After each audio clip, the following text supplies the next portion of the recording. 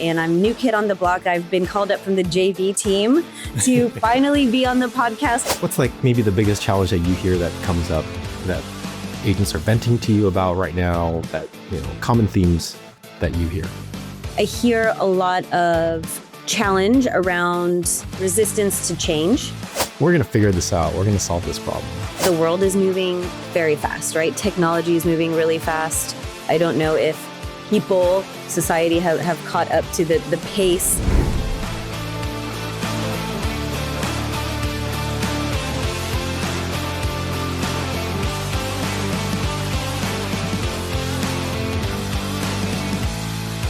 Welcome into the Connected Conversations in Insurance podcast. This is the beginning of season 3. I can't believe we're here at season 3. I thought this would be a great time for us to level set and talk about like why we're doing the podcast and who's doing the podcast and all that stuff. So Connected Conversations in Insurance started out as, hey, let's have conversations with our friends in insurance. We're kind of tightening up that mission a little bit. We want to dive into the stories, the people, and the technology that are shaping our industry. And that means more than just insurance agencies and talking to insurance agents and insurance carriers, but it's also talking about agency tech, but going beyond agency tech into insurtech, and also like reaching out to perspectives from adjacent industries, wealth planning, automotive, mortgage, all these places that insurance touches, but maybe we don't think about directly. So we want to have some of those conversations as well. So that's sort of our mission, so to speak, for what we're doing with this podcast. And ultimately, we just want to have this be good conversations with key people in our industry. So speaking of key people, we do have a new co-host for this season. I want to introduce you guys to Carrie Thornbrugh. She is Canopy Connect's customer and partner marketing manager, and I'm excited to have her here. She's got a background in marketing for tech startups, small businesses, nonprofits, right? She does a lot of work that really bridges professional partnerships and conversations and kind of building those into actual like thriving communities. And what's really interesting about her, before I turn things over to her, is she's got a very particular set of skills, as Liam Neeson likes to say. She moonlights as a local radio DJ, which lends her, incredibly to be a great podcast host and storytelling and getting engagement and all that stuff. So Carrie, I'm so excited to have you here. Welcome to Connected Conversations in Insurance. All right. Thank you, Ray, for the intro. This is different. I'm not used to being on the other side as the DJ, right? Like it's usually just me running this solo show and talking into the void. So it's slightly new for me. Thank you. And I'm also shout out to WRIR 97.3 in Richmond, Virginia. That's where I DJ. And if anyone's looking at this, if anyone's watching the recording, I've got my swag on. So shout out. Thank you. I'm really glad to be here, and I'm new kid on the block. I've been called up from the JV team to finally be on the podcast. I've been secretly hoping that I would get my time to shine. So thank you for having me. And I'm excited to, throughout this season, be kind of the voice or interacting with a lot of our customers and customer guests, and also kind of maybe be a voice from an outsider perspective. I'm new to the insurance industry and insurtech. So I think that might bring up a fresh perspective. Sometimes when you're in an industry for a long time, you kind of miss out on that newness and maybe some fresh insights. So hopefully I can provide that, and also maybe voice of a consumer, because I'm the one out there, right, needing insurance. So anyway, I'm happy to be here. That's right. And so folks that are new to the show, the format that we typically do the show is more of a one-on-one conversation with a guest. So Carrie and I, while we are co-hosts, this will probably be the only time you see us both in the room at the same time. Typically, she's going to be talking to a lot of our agency-oriented folks, and then I'll be focusing more on the tech side of things, our non-agency or adjacent businesses, having those conversations with folks like car dealers, lenders, and the like, the rest of the ecosystem, so to speak. So that's going to be our format. So you may see one or the other hosting the show, but we've never really done this whole like, who are the hosts? Who are we? So this is like our one episode to be self-centered and talk about ourselves or talk about each other. So this is fun. So Carrie, the world wants to get to know you, our millions and millions of listeners. Yeah. I thought we'd start. I always like to tell this of our guests, but like, I'd love to know your origin story. We think of everyone here as superheroes of the insurance industry in their own ways. What's your origin story? How'd you get here? Yeah. Okay. So it's again interesting because I said I'm not from the insurtech or insurance industry. I've been in marketing for the last maybe about 7 years or so. So for my position, I really enjoy customer marketing component and the sort of humanizing aspect, right, of our customers and really connecting people with brands rather than just seeing them as a player in the system of whatever keeping the business running. So that's the customer marketing component of my job. The other half is I work with partners, but it's really the other side of the same coin. Is I'm just a people person and I like building relationships and I like understanding how people think and work. I'm a very curious person, so that really lends me to do well in this kind of role. And I guess I'll say before marketing, this also ties into it. I was in my previous life a teacher. So that I think has also really helped me with the human-centric storytelling aspect that I always interject into my roles. So yeah, that's a very truncated version of my story. But I really enjoy working with a community. So whether that's in my personal life or my professional life, I'm really excited to continue to grow like our user community, customer community for Canopy Connect. And so, yeah, I'm really jammed to be here. Nice. What did you teach? English. So, yes, English, but writing. So I did rhetoric. Composition for a arts university in San Francisco. It was a required course, in order to graduate. So, which sounds pretty dry, right? When you're just doing like rhetoric and argumentation. But I really enjoyed it because for artists, they're not really, I guess, traditionally like focused on a traditional sort of curriculum, right? They're all about their artwork. And so it was really interesting to teach writing and argumentation to a group of artists with different mediums, right? Like you had painters, sculptors, you had illustrators, animators, industrial design students. And so it was really cool to kind of link them all together by focusing on, you guessed it, stories. So, and just reminding them that everything they do and say and write about themselves, like from their artist statement to a proposal, is an argument. Everything is an argument about yourself. And so it was really interesting. It was challenging, but it definitely, I think, helped me segue into kind of just moving those types of skills and, person to person instruction to my marketing role. Gotcha. So what would you say is your superpower, whether that's a marketing superpower or just a work superpower? I know you've got your personal life superpowers, I'm sure, but workplace. I like to call myself, I think what I would say is I like to call myself a collector.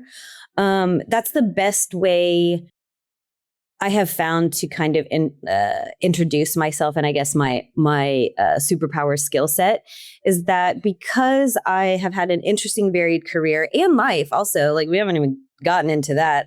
Like I've moved around a lot, and but everywhere I go, every job I have, I feel like I collect a little bit of the environment, the people I'm with, the role itself. And I'm kind of like building this big snowball like forward of all the things in my past. And I'm really better for it. Collecting other people's ideas, their habits, their lessons, memories, and really being able to bring that all together in what I'm doing in the moment. I really think is my superpower.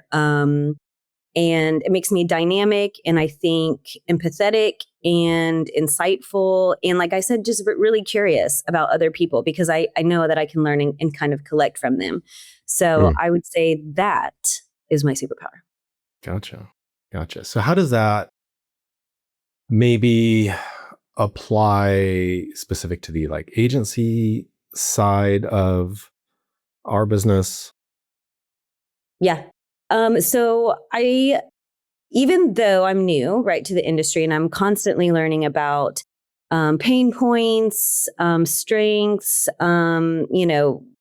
of agents and agencies and the industry, I think it helps me because agents they're the ones on the front lines, right? Like they are the people there. Yes, they're selling policies, whatever, but they're there to actually build relationships with their customers, right? And people, which is where I kind of lean my focus, is people to me is what matters the most to me. So I'm drawn to this side because the agents aren't just selling the service, they're building the relationships, and I want to be able to empower them with tools and a community to help them feel supported and to help them thrive and be collaborative and help them get those wins and help the people that they're there to service. Yeah. And when I found you, not like I found you, but lurking out in the interwebs. When I found you, you were doing community building and stuff for a book club company or a book club software. Yep, like company. an app.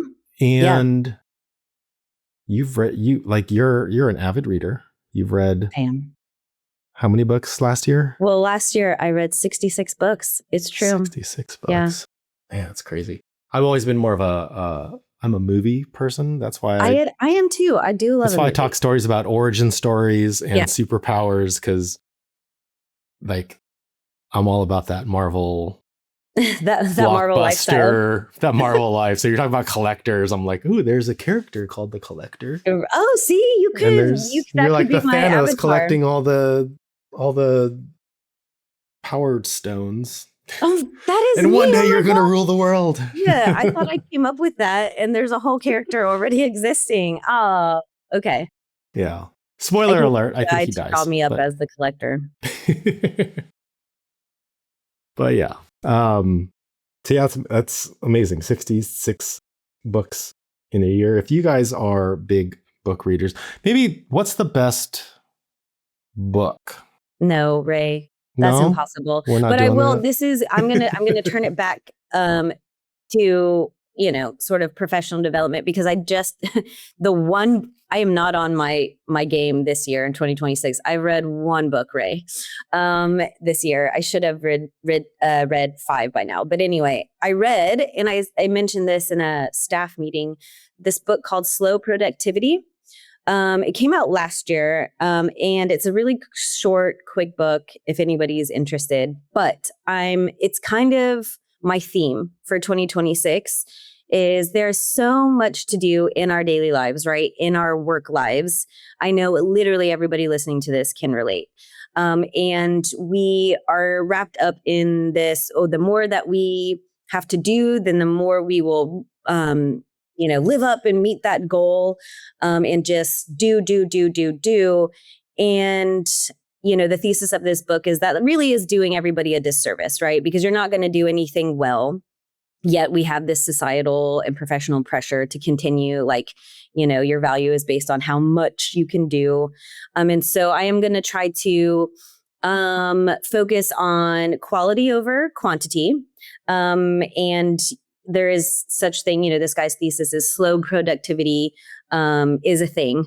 And it's okay to not be super fast and, finish 30 things in a day. because you will be better and your work will be better if you finish 5 things a day. And so anyway, there's tips and recommendations on how to do that. So if anyone's interested, I'd say check it out. But it's been inspiring for me. And yeah, I find it a struggle to live up to all the do, which doesn't leave a lot of time for thinking. So anyway, that's my little spiel. Yeah, I wish I could be more intentional and faster productive. Like I do a lot in a day, but I know I'm supposed to also be slow productive. And I usually try to put like every day I kind of like, here's the 3, big rocks that I want to accomplish. And then like 40 other things come up, by 10 a.m. And then like the ADHD side of me is like, oh, let's go do that. And I know, let's go right? do that. And there's no shortage of things. We have talked about this. We suffer from the same affliction. Yes. And it is easy for me to do those little 40 things because they're little and I'm like, oh, they're quick. But then what happens is those 3 big things don't ever get done and they get pushed to the next day or I do it partially. And I'm like, well, why did I prioritize just sending one email to one person? Because I knew I could do it quickly, right? Which is like about the quickness and the like volume sort of obsession. And so, yeah, but I'm going to have to be very strict about it. And it does the book gives you tips on how to be strict with your calendar and with your colleagues, Ray. So get ready for some strictness from me. Add it to my list. It's on that's on my reading list. Okay. You can listen to it too, I'm sure. I think that's what I need to do. Yeah. Let me know when they make a movie documentary about slow productivity, the blockbuster. The blockbuster. I'm going to turn it back over to you though, Ray.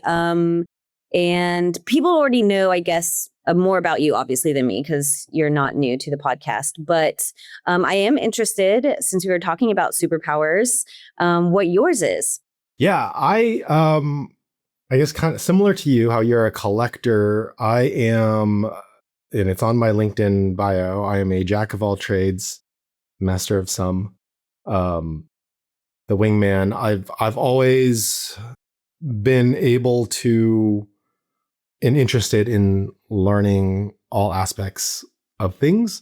And part of that's just like, that's like the new thing that keeps me interested and getting to dabble in a lot of things. And, maybe it's not doing that slow, productive work. It's just like, ooh, shiny object. But it's always that variety is kind of kept me going. So I can do a lot of things at a real impressively mediocre level. No, you're being modest. And then there's a few things I can kind of key into and dive into. And it was always like that. Like growing up, I played, like I had a brother. So the story's like my brother was kind of the golden child of like Asian children where he played the piano and got good grades. Mm-hmm. Yeah, and then I was the one that was like, well, I want to play baseball and I want to play football and hockey and tennis and this, and I don't want to play the piano. I obviously forced to play the piano, but no, I want to play the guitar. I want to play whatever. So I was just dabbling in a lot of things, and that's kind of where my interests were. But then also once I got like at a basic proficient level, I'm like, moving on. What's next? So you know what you are, Ray? You're a Renaissance man. I am, and actually, that's been referenced to me before. In fact, one of my sort of mid-career jobs, I was doing basically a lot of what you were doing: customer marketing, community engagement, and then that kind of like I was charged with like increase our renewal rates, and I got it to like 90-something%, which is really good. Yeah. And I was getting bored with my job because I'd reached proficiency. And so basically I got put into a role where I was just doing special creative projects. Nowadays, you'd probably call that fun. Some form of content marketing. But this was like in 2011 or something. So like we started a podcast. We started interviewing in 2011. That's early. Yeah. It was really early. Yeah. So it was, but it was just like, hey, let's find these random projects and like creative things to do. And I got to kind of run with that, which was really fun. They even gave me my own studio. We called it a studio because I was like the webinar host, and we were doing webinars every week. So I was just, so I petitioned to get, hey, there's this random office space in our building that has no windows and no like nothing. It was like a nap room or something that people used. I was like, did you say nap? They had a nap room, and I was like, we don't need naps. We don't need naps in this company. Booth. We need a podcast booth. So that became like my own little corner of the building. That's cool. Which was fun. My dark creative dungeon. Anyway, that's my superpower, I guess. You're a dabbler. You're a Renaissance man. Dabbler. Yeah. I mean, I see that. Like that is you. That is totally accurate. And then I guess, again, I'm going to ask you just one more question because you asked me to, but how does that help you then, right, at your role at Canopy, which also, I don't know if everyone knows this, but you have been promoted to VP of Marketing. Huzzah. Yeah. So how is that, how is your superpower sort of fueling you here and like assisting you in Canopy? So background wise, I've always worked at startups because of this superpower, but that's where it's been interesting to me. It's like, hey, go be the only person in marketing and go do everything because you kind of are able to do that. So that's what I did when I started here almost 4 years ago now, is just come in. What's the strategy? Let's rebuild the website. Let's redo our branding. Let's redo all this stuff. Let's build ads. We've never done ads. Let's start doing that and figuring it out, right? Like if there's anything I can do, it's find a way. That in fact, so that's one of the Canopy Connect like company values. Find a way, and that was one that I was pushing for when we were early days, when the company was like 12 people, and we were trying to like formalize what do we stand for. And what number were you? What employee number are you? I think technically 13. Okay, lucky 13. That's a good omen. I think so. Like early days, we didn't have like a numbering system, but I think I was 13th because one person did left, and I was probably you're 12 people when I started. Okay. But yeah, our company's now 40 people ish nearly. Yeah, so, I think. Yeah.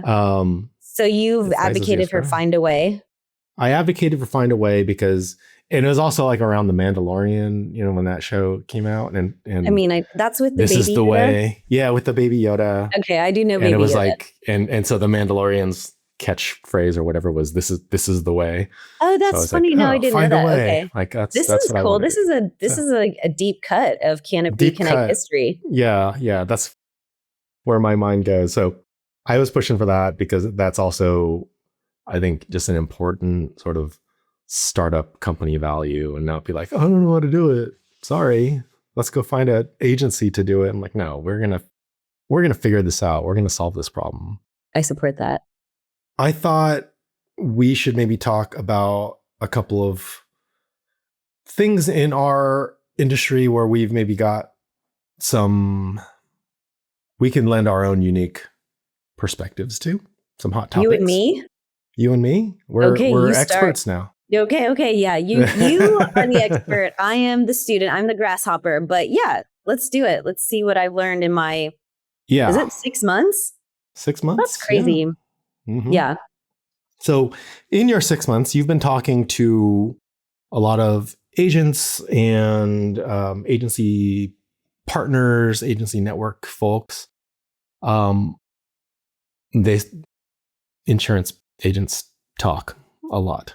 What do you think? What's like maybe the biggest challenge that you hear that comes up that agents are venting to you about right now? That common themes that you hear. I'll go with my gut answer to that. I hear a lot of challenge around resistance to change. And I get that, right? Because life is moving, the world is moving very fast, right? Technology is moving really fast. I don't know if society have caught up to the pace, But yeah, I have in my conversations with both customers and partners, it is, a new world, and the insurance industry has been fairly traditional and conventional up to this point. I guess not necessarily adapting as quickly or rapidly as maybe some other industries. And so it is a challenge, and I'm hearing within an agency when you've got some of the team members or leadership being pro, adaptation, change, whether that's technology or processes or even just like maybe personal approach. And the other half isn't, right? They're holding on to the past and more conventional methods, which can be awkward and uncomfortable, right? Especially if there's like a split amongst a team. And so I've been trying to brainstorm ways with some of these customers expressing these concerns or challenges on how do you get everybody on board, right? Like how can we get everyone on the same page? And I really tapped into that because, with Canopy Connect, what we do is we are selling change really over a product. We're selling change. And that can be hard. Obviously, we know change is hard. And so just I've had interesting conversations about that and tapping into sort of abundance mindset, right? Rather than deficit and like, oh, we fear change. And I'm not saying there's an easy fix. It's a process, and there's a lot of hand-holding and nurturing and encouraging. And so it's something that's been at the top of my mind also, when I think about our customer marketing and knowing that there are users out there and agencies struggling with that kind of universal challenge right now. We always bury it in like the traditional insurance agencies, and we're trying to like, they get framed as like in a certain way resistance to change. And they're like, I just want to do what worked for me for the last 3 generations of this insurance agency. That's not nothing. Things work. No, it's not. Yeah. If things work and you can say like, in a data-driven world, you go, hey, this has worked. This is what incrementally has grown our business to where it is now. And like that's one group. And I think it's fine, but I think you want to introduce a little bit of change, but like don't go overhaul your system, because that's not who you are kind of as a organization. Right. You don't have to throw the baby out with the bathwater. You can still hang on to those trusted and true things that work, but maybe add on some new methods. Enhance it a little better. Yeah. I think that's really important. And one thing that I see, I think leaning into the tech side of the world with that is there are the other side of the agencies where it's like, I want all this new tech. I need virtual assistants here. I want to grow, and whether that like they've got maybe a super growth mindset, hypergrowth is kind of the term. And they're like, they want to be really systemized, but still that challenge of organizational change is still hard. Maybe it's easier if you're constantly tinkering and changing, but also there's kind of an exhaustion of constant change and constant growth. Like what is that process management? Like you can see the value of like new tech or whatever, but you have to like think it through, right, in the process. And I want to help people do that. Like in my role, I want to help and assist like with that process change on behalf of Canopy and just really set people up for success. Because to your point, like also about being distracted by bright and shiny things, it's awesome and exciting to find a new tool that you see value in. But it's one thing to see the value and then another to like understand how we can sort of work it into our daily processes. And I think a lot of it also needs to be grounded in like a foundational kind of operating principle. If your core, right, you're dealing with core systems and core processes and how you want to like run your sales process or your service organization, that needs to be sort of solid. And then you need to find the tools that make sense and complement how that all works. If you've got, and I've worked at startups where like you get a lot of systems and they're all cobbled together and you're like, I need that thing because it does that that thing, like, and you bolt it on, you have this Frankenstein sort of very complicated system, arguably unnecessarily complicated system because you're like, it's the old, like, I want the best of breed of everything, right? Right. And you end up with a very expensive system and a complicated system, and like one thing breaks and I know, right? Everything breaks process wise. I appreciate so that's a good analogy, nice. The Frankenstein. Yeah. Yeah. Just everybody's like you, like they're the collectors of insure tech. But in a bad way. Sorry, that's maybe not. Yeah, not like you. No. I get it. Like collectors of tech. Just collectors of tech. That's my gang, by the way. I forgot to mention that. Let's take a game break. Dun, dun, dun, dun. We have a tradition with Canopy Connect. When we hire new employees, we put them on the hot seat. We call it the trauma of the hot seat. It's a traumatic experience for new people to catch them up to all of our collective trauma. So each person in the company gets to ask the new person, the noob, a hot seat question. And we just kind of, they started off as like innocuous questions and they've evolved into more like cutting, searing questions, psychological analyses of the new person. Yeah. So I thought I would do that with you, and then Carrie, you can counter asking me a question, and that'll just give the world a little bit of insight into our psychosis, our psyche. Yeah, everyone, and psychosis. Everyone, this is a much nicer version. Picture you doing this. It's your first week of work. I'm so excited to be here. I'm going to meet everybody on this massive Zoom call. And then you're just like interrogated. Here's 40 people. Yeah, for 45 minutes. With like progressively more insane types of questions. So we will be kind to each other. Will we? All right, well. I love my question because I think it is really insightful. So my question for you. You're in a small 10 by 10 room. There's a very tiny door. That little 5-year-olds continually like spawn and come like gremlins. They've been exposed to light. They keep coming in. They are like zombie 5-year-olds programmed only to kill you. There's no escaping this room and there's no blocking the door in which they come. How many of these 5-year-olds can you take out before you finally succumb to my demise? Yes. Dude, I'm going to say none. Like I would see it coming and I'd be like, I'm done. Like I just would be like, what's the point? This is futile. Resistance is futile. I don't think any, honestly, like children are small children. I guess maybe not 5-year-olds. They don't have a good sense of like, what is it? Child development. But little kids are like sociopaths. So they like 5-year-olds peak sociopath. Maybe 7-year-olds probably peak sociopath. But 5, like. So like I think I'm no match for them. There's no reasoning with them. No, right? Certainly. And they're little, and also you don't want to cause them harm. So, and they know that, so they will take over. So I'm going to say 0 and 0. I'd be done for. You're dead. Immediately.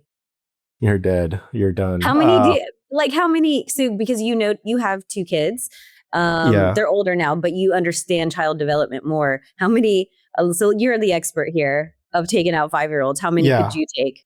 So with the mindset that they are intent on killing me or whatever, I would go into a different like mental mindset. Like I play hockey, like we go into a like hockey mode, we go into sport mode.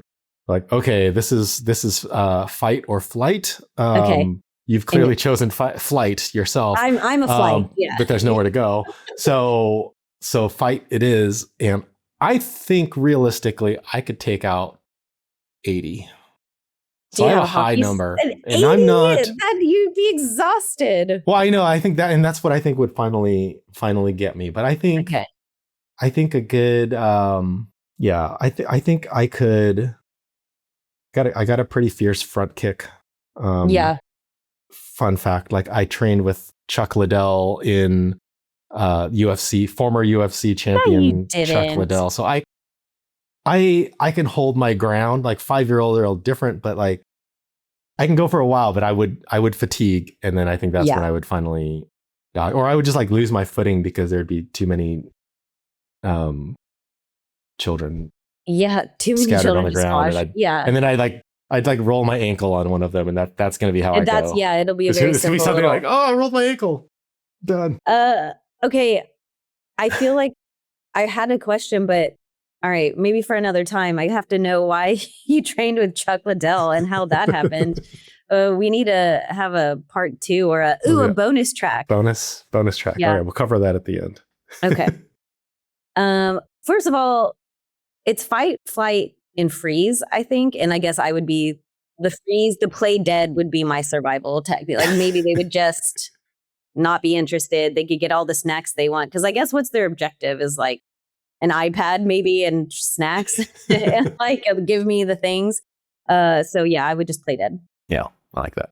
Okay, mine is far less grim. And I love this question. I don't deviate from it when we do the hot seat because I think it's really interesting. We know somebody in a work capacity. That's all we see a lot of the time, right? You are a marketer, a master marketer. You are a Renaissance man, but in marketing, right? Well, it sounds like in your personal life too. But if life had gone a different way, if you had gone a different journey, a different path, rather than marketing, what career or profession, whatever, in another alternate universe would you have liked to, or think that you would have liked to take in? Like, you know, maybe some people always have a fantasy about like, oh, they wanted to be a rock star, or they wanted to be a professional athlete, whatever. Do you have one, this alternate you, and what is it? Yeah, I think there's two alternate realities. The blue pill or the red pill? Mm-hmm. If I followed like my original, what I thought was like my original calling, I wanted to get into hotel management. Interesting. And why? So when I've always been like really interested in hotels when I was like younger, and I had applied coming out of high school I was interested in it. I had applied to UNLV, which was the number 2 school for hotel hospitality management. And I got accepted, and I did like the early acceptance, like whatever thing. So basically I got accepted there, and my mom was convinced that if I moved to Las Vegas, I would become a degenerate, drunk, drug-filled gambler. I mean, was mom wrong though? I mean, Ray, it could have gone that way. It could have gone that way. A professional gambler. So she said, if you do that, you're on your own. And it was a little tougher because it was like an out of state, right? Yeah. thing. So everything was more expensive. She's like, or you can just like stay in California and go to one of the UC or Cal State schools. So I was like, fine, I'll stay here. Mm-hmm. I won't become. And then I went into marketing, and then I went into marketing, and I've I think one of the rare things is once I got into marketing, I kept doing marketing. Most people kind of like deviate from their major, so to speak. Mm-hmm. True. Mm-hmm.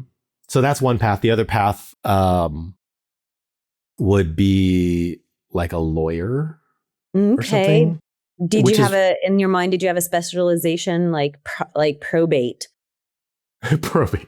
I don't know. That was the only specialty I could. That's the dream. No, it was always like trial lawyer. I always like you can't handle the truth. Yeah. Like Law and Order kind of stuff. Like that's always interested me. And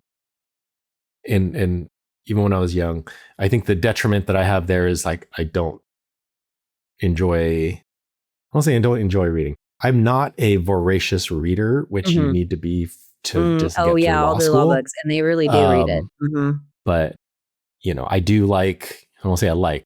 I am capable of like reading and understanding contracts. So I probably realistically I'd be like, let's go trial law, and then like reality would set in. And I'd be like, oh, I just review contracts all day. And but like maybe that would be your jam. Be my jam. Like you could like listen to podcasts and just do contract reviews.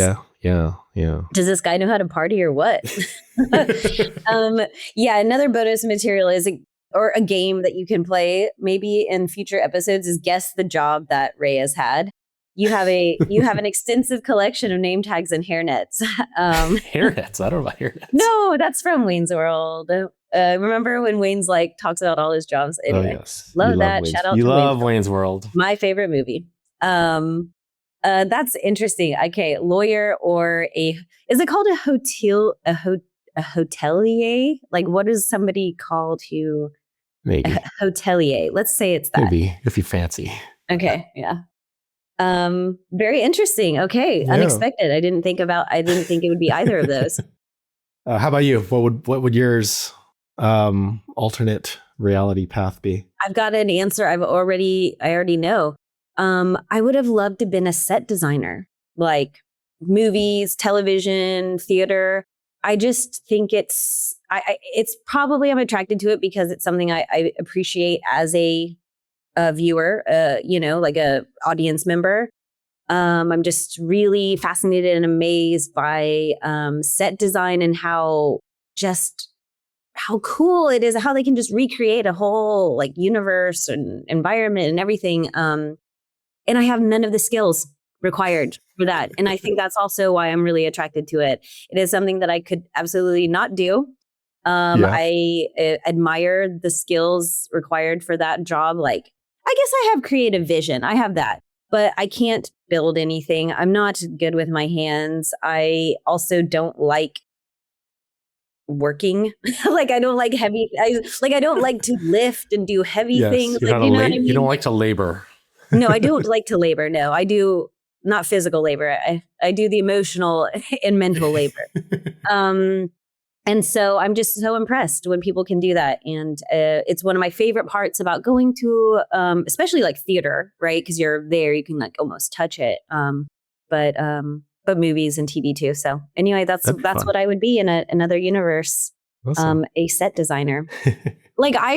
Fun fact. Do you remember pop-up video? Pop-up video. Yeah, VH1. On VH1, right? Yeah. So there was a pop-up video. This was like way back. I used to watch pop-up video before school in high school. And they did like a TV show pop-up video rather than music video. And it was Seinfeld.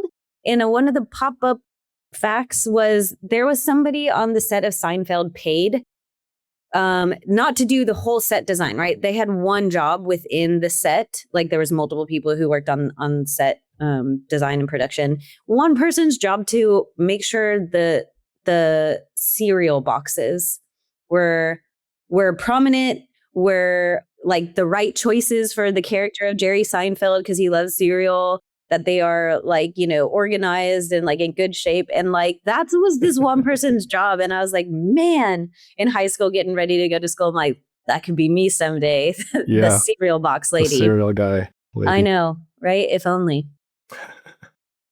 Awesome. So that's it. That's me. That's my psychosis. Love it. Well, this has been a great opportunity to get to know you and I think get to know me a little bit. Your host for season 3 of the Connected Conversations in Insurance podcast. Just to recap, again, Carrie and I are going to be co-hosts, but we'll kind of be taking turns and talking to different folks in more of a one-on-one capacity. She's going to be working with insurance agents and the sort of agency world. And I'm going to be focused more on the tech side of things and kind of adjacent industries as well. So really looking forward to this upcoming season. Some of the guests that we do have, at least on the tech side, I'll be talking to Tony Liu from InsurTech New York.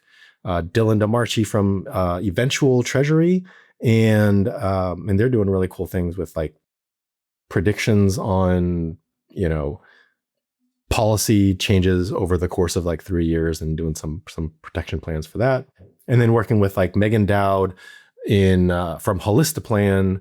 They're more of a financial planning software, and we'll be talking into the world of financial planning and insurance planning as well. So, well, stay tuned for the customer component. We're going to have some great guests. I will leave you with that little breadcrumb, and stay tuned for the list of those guests. But I'm happy to be here. Thank you. Yeah, thanks for joining us. And yeah, we'll see you on the next one. Yeah, thank you. Bye, everyone. Bye.